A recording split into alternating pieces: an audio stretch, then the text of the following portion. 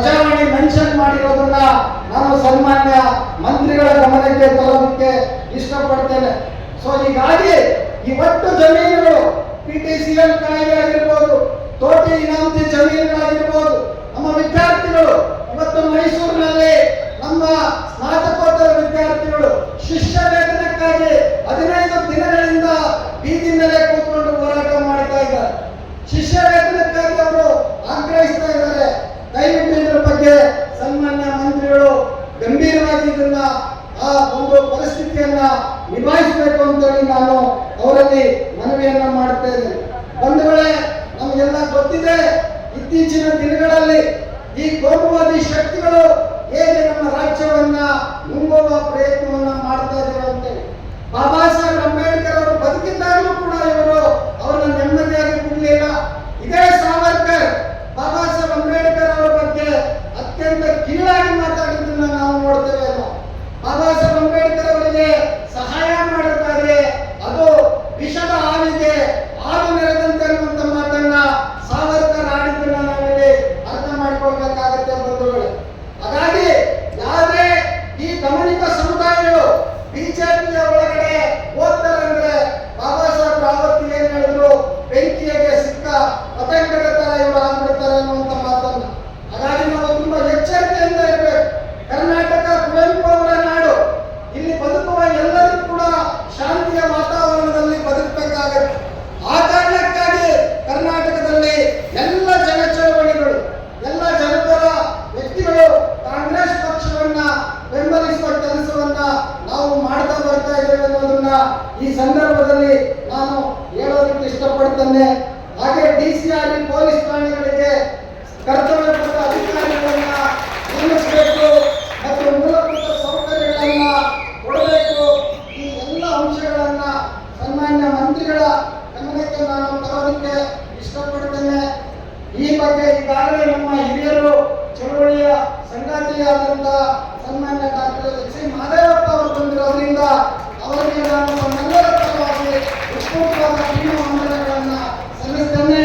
ಗೌರವಾನ್ವಿತ ಮಂತ್ರಿಗಳು ಈ ಒಂದು ಮನವಿಯನ್ನ ತೆಗೆದುಕೊಂಡು ಹೋಗಿ ಕೂಡಲೇ ಸಭೆಯನ್ನ ಮಾನ್ಯ ಮುಖ್ಯಮಂತ್ರಿಗಳ ಸಮ್ಮುಖದಲ್ಲಿ ಅವರು ಸಭೆಯನ್ನ ಆಯೋಜನೆ ಮಾಡ್ತಾರೆ ಅನ್ನುವಂತ ನಂಬಿಕೆಯನ್ನು ಹೊತ್ತು ಇವತ್ತು ಸಾವಿರಾರು ಸಂಖ್ಯೆಯಲ್ಲಿ ಇವತ್ತು ನಮ್ಮ ಜನ ಇಲ್ಲಿ ನೆರೆದಿದ್ದಾರೆ.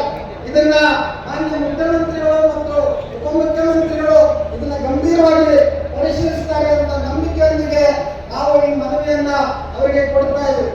ಈಗಾಗಲೇ ಅನೇಕ ಮನವಿಗಳನ್ನ ಕೊಟ್ಟಿದ್ದೇವೆ ನಾವು. ಅದು ಈ ಮನವಿಯನ್ನು ಕೂಡ ಆ ರೀತಿ ಆಗಬಾರದು ಅನ್ನುವಂತ ಒಂದು ಆಗ್ರಹವನ್ನ ಮಾಡ್ತಾ ಇದರಲ್ಲಿರುವಂತ ಪ್ರತಿಯೊಂದು ಅಂಶಗಳ ಬಗ್ಗೆ ಸರ್ಕಾರ ಗಂಭೀರವಾದ ಆಲೋಚನೆಯನ್ನ ಮಾಡಬೇಕು ಅನ್ನುವಂತ ಮಾತನ್ನ ನಿಮ್ಮೆಲ್ಲರ ಪರವಾಗಿ ಮಾನ್ಯ ಉಪಮುಖ್ಯಮಂತ್ರಿಗಳಿಗೆ ಈ ಮನವಿಯನ್ನು ನಾವು ಸಲ್ಲಿಸ್ತಾ ಇದ್ದೇವೆ. ಇದನ್ನ ಸರ್ಕಾರ ಗಂಭೀರವಾಗಿ ತೆಗೆದುಕೊಳ್ಳುತ್ತೆ ಅನ್ನುವಂತ ನಂಬಿಕೆಯೊಂದಿಗೆ ಈ ಒಂದು ಮನವಿಯನ್ನ ಸನ್ಮಾನ್ಯ ಉಪಮುಖ್ಯಮಂತ್ರಿಗಳಿಗೆ ನಾವು ಇದನ್ನ ಕೊಡ್ತಾ ಇದ್ದೇವೆ. ನಾವು ನೋಡ್ತಾ ಹೋದ್ರೆ ಅದರಲ್ಲಿ 90 ಭಾಗ ಈ ರಾಜ್ಯದ ದಲಿತರು, ಆದಿವಾಸಿಗಳು, ಮಹಿಳೆಯರು ಮತ್ತು ವಿಶೇಷವಾಗಿ ಅಲ್ಪಸಂಖ್ಯಾತರ ಸೇವೆ ಇರುವುದನ್ನು ನಾವು ನೋಡಬೇಕಾಗ್ತದೆ.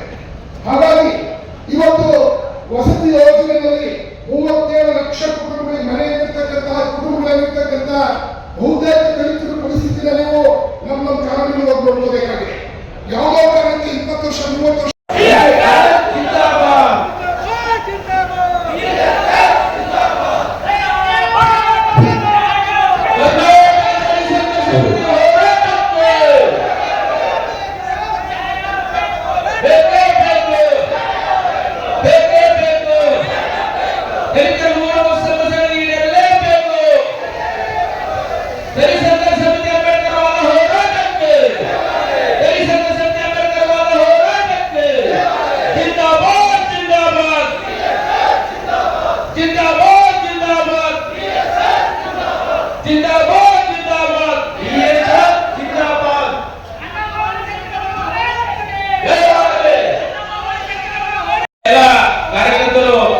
ಶಿಸ್ತಿನಿಂದ ಕೂತ್ಕೊಳ್ಬೇಕು.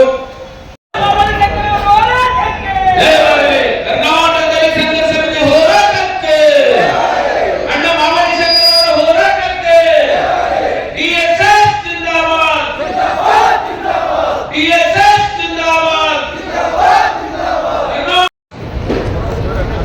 ಮೊಬೈಲ್ ತೆಗೆ. ಜೈ ಜೈ ಜೈ ಜೈ ಜೈ ಭೀಮ್. ಜೈ ಜೈ ಜೈ ಜೈ ಜೈ ಭೀಮ್. ದಲಿತ ಜನಾಂಗದ ಸಮಾವೇಶಕ್ಕೆ ಇವಾಗ ನಮ್ಮ ರಾಜ್ಯ ನಾಯಕರಾಗಿರ್ತಕ್ಕಂಥ ಮಾವಳಿ ಶಂಕರ್ ಅವರು ಮಾತನಾಡಬೇಕಂತ ಕೇಳ್ಕೊಳ್ತಾರೆ.